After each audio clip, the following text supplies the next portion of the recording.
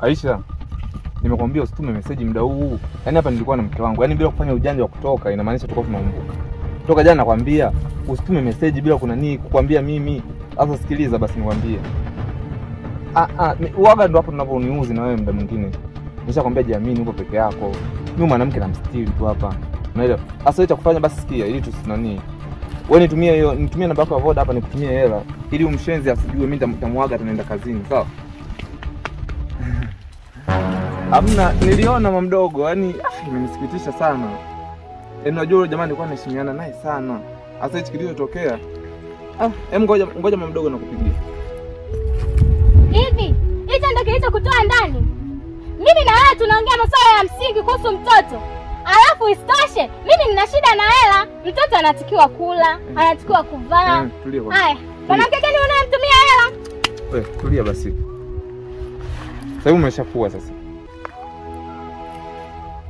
Kwa mamangu mdogo ni mwanamke wangu. Au unataka kumtesa? Nyamaza. Mama yake mdogo. Sipendi kubishana na mwanamke. Mimi siku tu unanipiga wewe. Kwa nini unakuonea?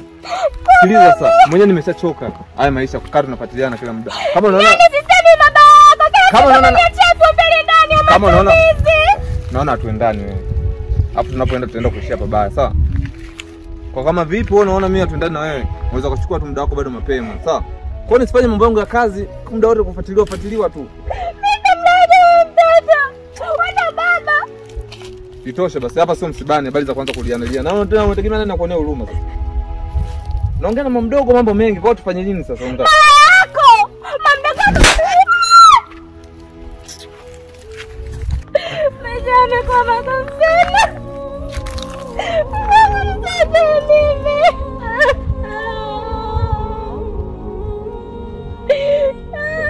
A few moments later.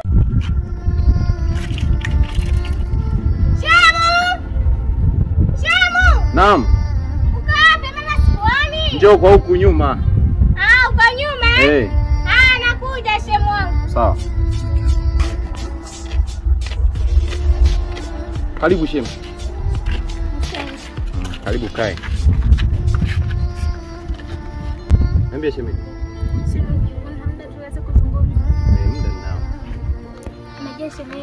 Ndio. Matatizo yanayonikuta katika familia yangu na mume wangu ni makubwa sana shehe. Matatizo gani hayo? Nashindwa kuvumilia. Mwanaume wangu rafiki yako ananyanyasa 2,000 kila siku mimi ya matumizi. Anakuachia 2,000? Mtoto anaumwa. Anahitaji kupewa matibabu. Rafiki yangu huyo naye mjua mimi? Ndio shemu. Yaani kama vile karogwa. Mimi simuelewi kabisa, yani shemeji msimueleweke ya Mungu. Yaani kuna mwanamke mwingine. Maana leo hiyo 2,000 unatumia wewe na mtoto? Mimi na mtoto afu isitoshe nimemfumania sio mara moja, ni zaidi ya mara moja. Huyu unayemjua mimi? Ndio. Sasa itakuwa kuna tatizo hapo. Sasa sikia, wewe unahisi nini? Unahisi ana tatizo gani? Mimi nahisi tu karogwa shehu. Mimi nisaidie. Sasa sikia. Usimaliza kwanza, usiofu, sawa? Nitakusaidia. Mimi kuna mganga wangu huyo ninayemwaminia, yuko vizuri sana. Kwa hiyo Shem, mganga tena? Kwa hiyo kuwa na amani, sawa? Maliza hofu. Ikiwezekana tuondoke sasa hivi.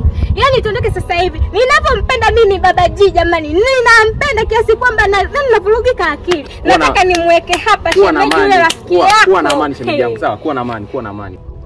Yaani shemeji, ukinisaidia, nikimweka hapa huyo rafiki yako, atanieleza. Sema bado siamini. Rafiki yangu amefikia hatua hiyo? Yaani shemeji, kweli yake ya Mungu. Anakosea sana kwa kweli. Shemeji, ikiwezekana tuondoke sasa hivi. Mimi naona hata kuvaa viatu ni vingumu. Twende shemeji. Huyo mganga mimi namkubali.